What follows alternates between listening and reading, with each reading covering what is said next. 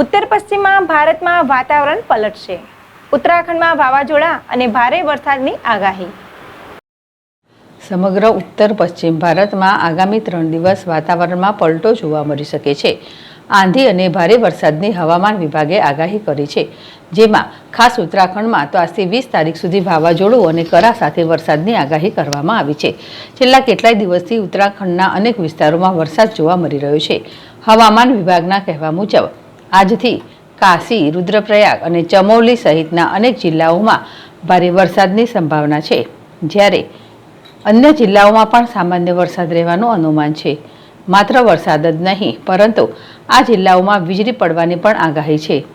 SDRFએ લોકોને સાવચેત રહેવા સલાહ આપી છે. વાવાઝોડા અને વરસાદને પગલે તંત્ર એલર્ટ મોડ પર છે. પર્યટકોને પણ આ વિસ્તારમાં ન આવવા ચેતવણી અપાઈ છે.